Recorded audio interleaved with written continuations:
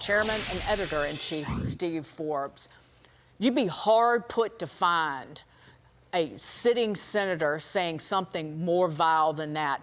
I guess that she sees votes and talking about, well, you know, you can only push people so far rather than just condemning murdering a CEO of a health insurance company. Well, it's encouraging vigilantism. It's encouraging lynching. It's encouraging people to take things in their own hands.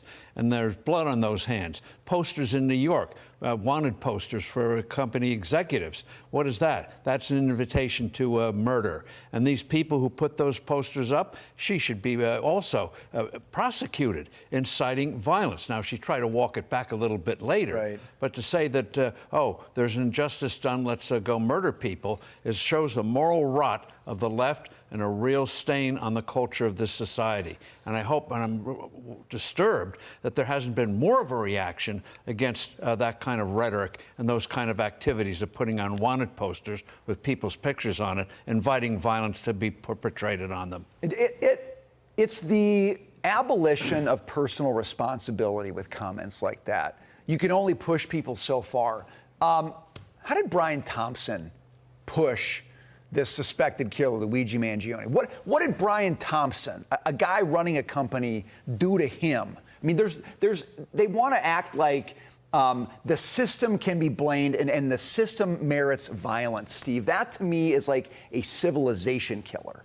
Yes, it is. And it goes against the whole democratic norms of this country, which was precisely against that kind of violence, whether it's state violence against their own citizens or people taking the justice in their own hands.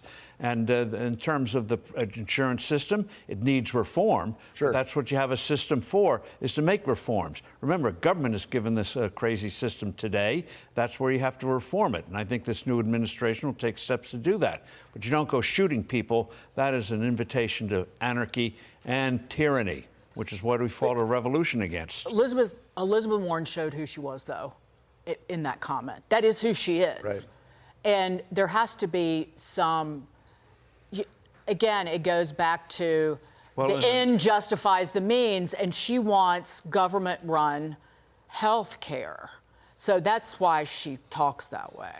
Yeah, the power of it, the control of it. Yeah, that's my opinion. That's her goal. But in a more normal time, what she did today would merit a censure by her colleagues in the U.S. Senate for grossly encouraging that kind of violence. Yes. And they always preface it, oh, we're against violence. But if you push people too far, violence is going to happen. No, it doesn't wash. It's such garbage. I want to talk about some good news, though.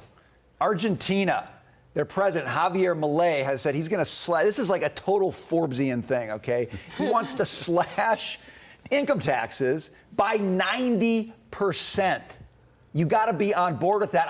I hope, like, it's impossible, but the Elizabeth Warrens of the world are actually watching what's going on in Argentina right now. Well, he promised in a campaign a year ago, he's been in office, just celebrated his first anniversary, to take a chainsaw to the government. And people thought, oh, colorful rhetoric, but he actually did it. He's gotten rid of 11 out of 18 government departments. He slashed the budget by over a third. He balanced an totally imbalanced budget within a few months. Now, he's got to do other things. He's got to fulfill his promise to formally replace the peso, which is worthless, with the U.S. dollar. Right. And in terms of taxes, unfortunately, some government spokesperson later said, oh, he just means to make the tax system simpler. OK, make it simpler, but cut the rates at the same time. He's fighting an economic establishment there and elsewhere. He's fighting the IMF, the International Monetary Fund, which loves devaluations, loves higher taxes. So I hope the next administration will encourage him. You've started. Keep it doing it, and we're going to follow in your footsteps. Amen. To the high heavens, amen. Steve Forbes, great to see you, Good sir. to see you. Thank you so much. Thank you.